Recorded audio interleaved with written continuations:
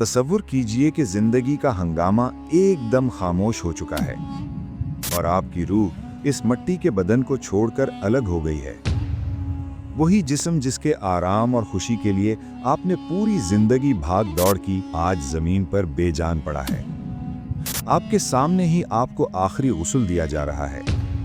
वही प्यारे घर वाले जो कभी आपको अकेला नहीं छोड़ते थे, आज जल्दी में हैं कि कब जनाजा तैयार होगा और कब आपको कब्रिस्तान ले जाया जाएगा। आपकी पूरी दुनिया अब सिर्फ 3 सफ़ेद कपड़ों यानी कफन में सिमट गई है। जब 4 लोग आपका जनाजा उठाकर घर से बाहर निकलेंगे तो आपके बच्चे, आपकी बीवी और आपके माँ बाप रो रहे होंगे, मगर आप खामोश होंगे। आप पुकारना चाहेंगे लेकिन आवाज़ नहीं निकलेगी। जैसे ही आपको अंधेरी कब्र के गड्ढे में उतारा जाएगा, आपको पहली बार मिट्टी की ठंडक महसूस होगी। लोग आखिरी बार आपका चेहरा देखकर ऊपर लकड़ी के तख्ते रख देंगे और फिर मिट्टी डालना शुरू कर देंगे। वो लम्हा सबसे ज्यादा डरावना होगा जब आप अपने कानों से अपनों के वापस जाने वाले कदमों की आवाज सुनेंगे। आपको एहसास होगा कि अब कोई दोस्त, कोई मोबाइल और कोई रिश्तेदार आपके साथ नहीं है। अब आप हैं, अंधेरा है और वो खामोशी है जिसमें सिर्फ आपके दिल की धड़कन सुनाई देगी। ये कब्र का पहला घंटा होगा जो आपको बताएगा कि अब दुनिया के सब सहारे हमेशा के लिए खत्म हो चुके हैं और अब यहाँ सिर्फ आप हैं और आपके आमाल हैं। अभी आप इस तन्हाई के सदमे में ही होंगे कि अचानक कब्र की दीवारें हरकत करने लगेंगी। हदीस पाक में आता है कि कब्र हर इंसान को एक बार जरूर जोर से दबाती है। रसूलुल्लाह सल्लल्लाहु अलैहि वसल्लम ने फरमाया कि अगर कब्र के दबाने से कोई बच सकता तो साद बिन मुआज बच जाते, जिनकी मौत पर अल्लाह का अर्श भी हिल गया था। अगर इंसान नेक हो तो कब्र उसे प्यार से गले लगाती है, लेकिन अगर इंसान गुनाहगार हो तो कब्र उसे इतने जोर से भींचती है कि उसकी पसलियां टूटकर एक दूसरे में घुस जाती हैं। इसी घबराहट के आलम में अचानक एक बिजली सी कड़केगी और 2 फरिश्ते, मुनकर और नकीर, कब्र को चीरते हुए आपके सामने जाहिर होंगे। उनका रंग काला सिया होगा, उनकी आंखें तांबे के बड़े देगों की तरह नीली और आग की तरह दहक रही होंगी। उनके बाल इतने लंबे होंगे कि जमीन पर घसट रहे होंगे। उनके हाथों में लोहे के ऐसे वजनी गुर्ज होंगे कि अगर पूरी दुनिया मिलकर भी उन्हें उठाना चाहे तो ना उठा सके। वो आपको निहायत सख्ती से झंझोड़ कर उठाएंगे और आपको बैठा देंगे। उस वक्त इंसान की हालत ऐसी होगी जैसे वो सख्त तरीन खौफ में मुब्तला हो। वो आपकी आंखों में आंखें डालकर पहला सवाल करेंगे, मन रब्बुका, यानी तेरा रब कौन है। ये वो लम्हा होगा जहां दुनिया के तमाम फलसफे और मंतिक़ें ख़त्म हो जाएंगी। जिसने दुनिया में अल्लाह को अपना रब माना होगा, उसकी ज़ुबान से बगैर किसी खौफ के निकलेगा, रब्बी अल्लाह, मेरा रब अल्लाह है। फरिश्ते दूसरा सवाल करेंगे, मा दीनुका, यानी तेरा दीन क्या है। जिसने इस्लाम के उसूलों पर जिंदगी गुजारी होगी वो सुकून से कहेगा, दीनी अल इस्लाम, मेरा दीन इस्लाम है। फिर तीसरा और सबसे कठिन सवाल होगा, हुजूर अकरम सल्लल्लाहु अलैहि वसल्लम की नूरानी शबीह दिखाकर पूछा जाएगा, इस हस्ती के बारे में तू क्या कहता था। मोमिन का दिल खुशी से भर जाएगा और वो तड़प कर कहेगा, हुआ रसूलुल्लाह, ये अल्लाह के रसूल हैं। वो गवाही देगा कि मैं इन पर ईमान लाया और मैंने इनकी पैरवी की। फरिश्ते इसका ये जवाब सुनकर कहेंगे कि हमें मालूम था कि तू यही कहेगा।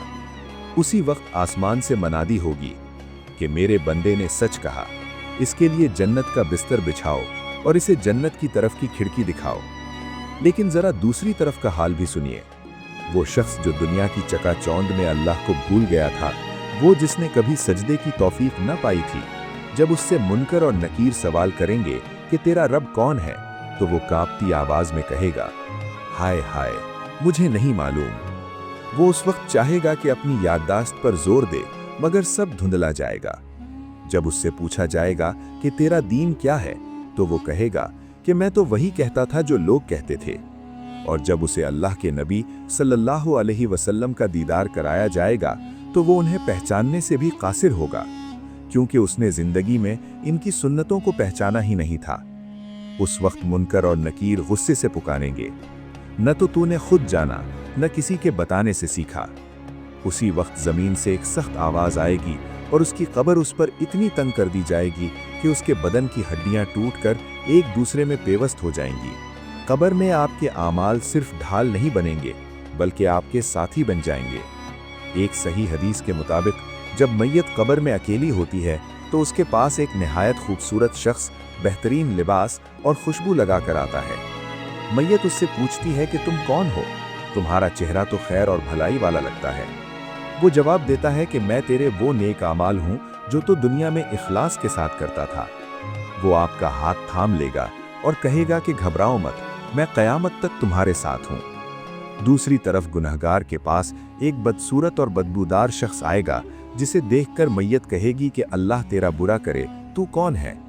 वो जवाब देगा कि मैं तेरे वो बुरे आमाल हूँ जो तू दुनिया में अल्लाह को नाराज करके करता था। वो आपको डराएगा और आपकी तकलीफ में इजाफा करेगा।